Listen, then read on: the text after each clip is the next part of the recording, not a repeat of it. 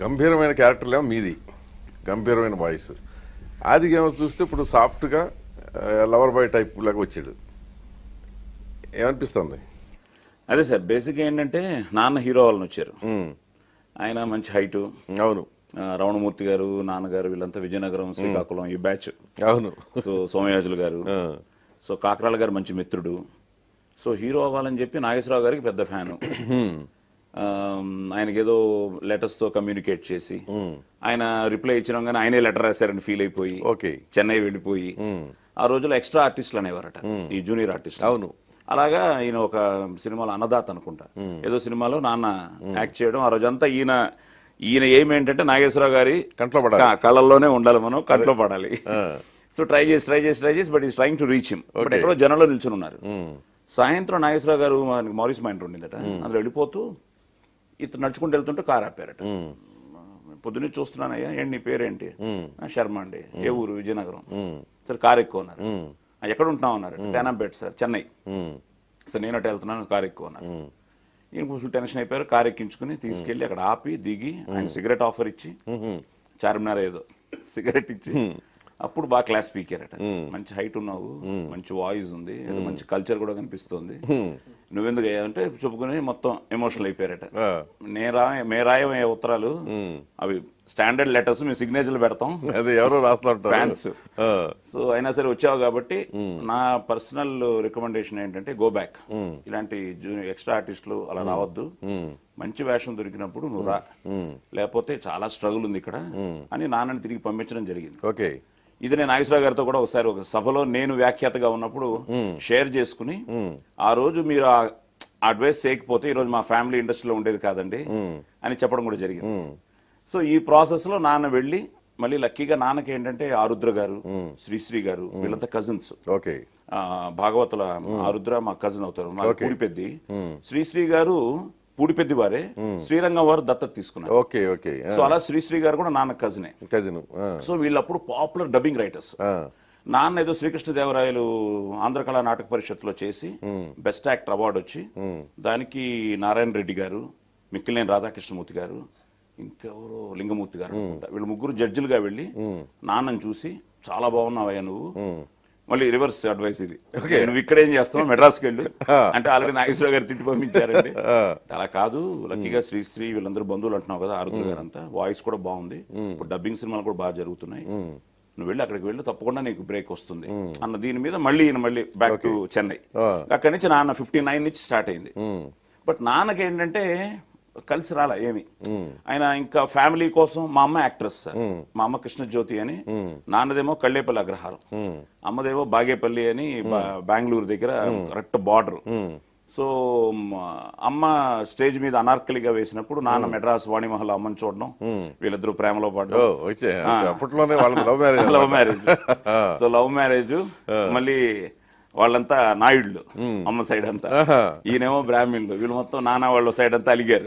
మరి వర్ణ సంక్రమం గొడవట్లేదా? అగ్రహారం కదా అది. నాకు ఇప్పుడు పెద్ద ప్లస్ అయిపోయింది ఓటింగ్ కి. ఓకే, నేను బాగేపల్లి వెళ్తే నాయుడు ఓటు, ఇటు వస్తే బ్రాహ్మణ్ ఓటు లాగా అయిపోయింది నా జీవితం. సో ఈ ప్రాసెస్ లో మేము పుట్టడం జరిగింది. అక్కడి నుంచి ఫ్యామిలీ కోసం అమ్మ totally she sacrificed her life for the family. లేదా మంచి వండర్ఫుల్ యాక్టర్స్. ఇప్పుడు నేను అమ్మ డాన్స్ చాలా మంచి డాన్సరు. సో డాన్స్ అన్నది నాకు ఎప్పుడు రాలేదు, కానీ ఆదికి వచ్చింది. So I feel always it's my mother genes అని. అలాగే మా సిస్టర్ కూడా మంచి డాన్సర్, మా పాప కూడా అరంగేట్రం చేస్తుంది, జ్యోతి కూడా అరంగేట్రం చేసింది, తను మంచి డాన్సర్, క్లాసికల్ డాన్సర్.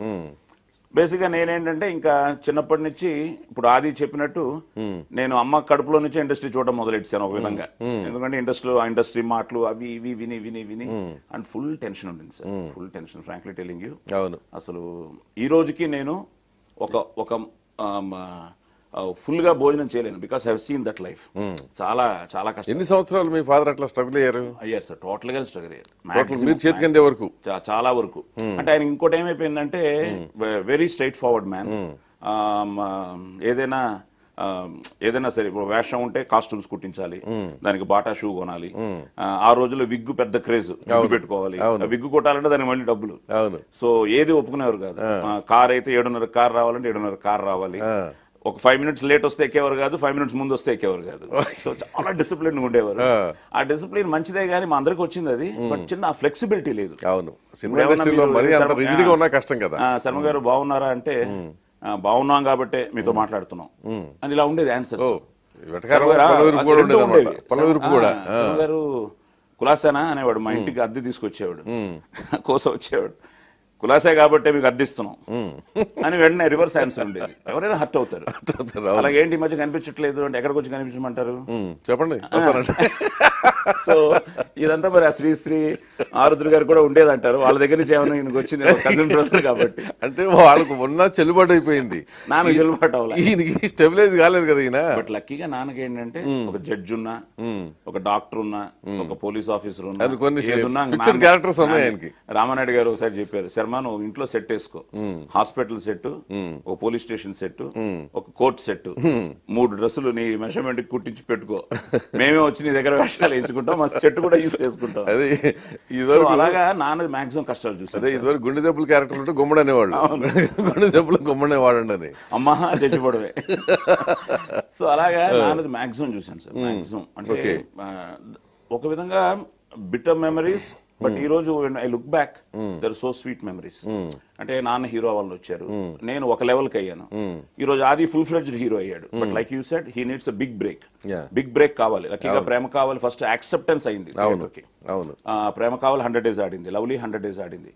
అక్కడి నుంచి వాడు నేను బేసిక్గా ఏంటంటే ఈ రోజు జనరేషన్ ఎలా ఉన్నారంటే దే థింక్ మీరు ఇంకా నేను కథ విన్నాను అనుకోండి, ఇంకా you're looking for logic, you're looking for అది అంటున్నాను. అలా లేదు నాన్న, ఇప్పుడు సినిమా అలా లేదు, cinema is so advanced. So అందుకని వాడు విన్న తర్వాత నేను కథ వింటున్నాను. ఓకే, అంతే కదా, జనరేషన్ గ్యాప్ కదా. అదే మనం కనెక్ట్ అవ్వలేకపోవచ్చు, వాళ్ళు కనెక్ట్ అవుతారు. అవును. సో నా అదృష్టం ఏంటంటే నాన్న నా సక్సెస్ చూశారు, వాడిది ఒక లెవెల్ కి చూశారు. సో బేసిక్ గా ఐ థింక్ ఆ విషయంలో నాన్న వాజ్ హ్యాపీ. సెకండ్ హాఫ్ ఆయన కంఫర్టబుల్ గా ఫీల్ అయ్యారు. అండ్ ఫస్ట్ సినిమా ఆయన హీరోగా విజయనగరంలో చూడాలనుకున్న సినిమా, నా సినిమా పోలీస్ స్టోరీకి వెళ్ళి విజయనగరంలో చూశారు. అలాగే ఆది సినిమాకి కంటిన్యూస్ గా 3-4 ఫిల్మ్స్ విజయనగరం వెళ్ళి ఫస్ట్ డే మార్నింగ్ షో కూర్చుని పబ్లిక్ లో చూశారు. అండ్ హీ వాజ్ సో అన్నమాట, అసలు ఇంకా మాటల్లో చెప్పలేదు. అదే హ్యాపీ. సో నాన్న కష్టాలు ఎక్కువ చూసాం, బట్ లక్కీగా బట్ అంటే ఆయన ఎప్పుడు కూడా ఇంటికి వెళ్ళిపోదాము, ఊరు వెళ్ళిపోదాం అనే లేదు. అంటే he was a fighter at the same time. And మా అమ్మ was a great inspiration for the whole family. బాగా సో అమ్మ మమ్మల్ని బాగా పుష్ చేసింది. నాన్న కూడా ఏదన్నా ఆయన డిస్కరేజ్ అయినా కూడా ఎంకరేజ్ చేసేది అమ్మే. అమ్మ అలా ఉండేవారు మాకు. అండ్ ఎస్ తప్పకుండా ఉండుంటే ఆయన కూడా ఎక్కువ మనసు విప్పి చెప్పేవారు కాదు. సో ఆయనే మామూలుగా బయట కూడా గంభీరంగానే ఉండేవారు, బాగా గంభీరం. అండ్ లక్కీగా ఏంటంటే ఆయనకి ఫ్యామిలీ అంటే ఇష్టం, ఫ్యామిలీ కూడా ఆయన్ని అంత బాగా లక్కీగా we gave back to him. Everything. And both were like friends. అమ్మా నాన్న ఇద్దరు friends, but so many memories. ఒక 100 days ఫంక్షన్కి వెళ్తే షీల్డ్ ఇవ్వకపోతే టెన్షన్. అందులో వేషం వేస్తే ఆ రోజులు ఎలా ఉండేదంటే 100 days చేసేవారు, షీల్డ్ ఇవ్వాలి. ఆ మూమెంట్ వెళ్ళిన తర్వాత ఇవ్వకపోతే ఆయన బుజ్జగించడానికి మా టైం అయిపోయేది. కోరికలు ఉండేవి. అవుట్డోర్ వెళ్తే ఫస్ట్ క్లాస్ లో వెళ్ళాలి, హైదరాబాద్ వస్తే ఫ్లైట్ లో రావాలి, ఇలా చిన్న కోరికలు ఉండేవి. అవి కానీ తీరకపోతే అలిగేవారు. అక్కడ అలగడం కుదరదు, ఇంటికి వచ్చి అలగడం. సో అలాగే పార్టీస్ ఉండేవి ఆఫ్టర్ 100 days. వాళ్ళతో కూర్చొని మందు కొట్టాలి, 2 పెగ్గులైనా తాగాలి. వాళ్ళు పిలవకపోతే మళ్ళీ పిలిచేవారు కాదు. చిన్న వేషాలు కదా. అది నేను కొంతమందిని అడిగిన సందర్భాలు ఉన్నాయి. మా నాన్న కూడా పిలవచ్చు కదా సార్, కొంచెం మా నాన్న మాత్రం ఎంటర్టైన్ చేయండి సార్, నేను వెళ్ళిపోతాను. అలా కావాలంటే మందు మేము పట్టుకొస్తావు. అలా కాస్త అయ్యి అర్థం చేసుకోమ్మా, మీరు అక్కడ కూర్చోండి కాదురా అనేవారు నాన్న. అని ఏం పర్లేదు నాన్న, ఇవన్నీ it's a part of life కదా, నువ్వు చిన్న కోరికలు ఉండేవి. నేను ఫస్ట్ టైం అమెరికా వెళ్ళి 93లో, థ్యాంక్స్ టు మురళీమోహన్ గారు, గుమ్మడి గారు, రామారావు గారు కూడా వచ్చారు. రామారావు గారు కూడా అమెరికా వెళ్ళి ఫస్ట్ నేను కొన్నది నాన్నకి ఫస్ట్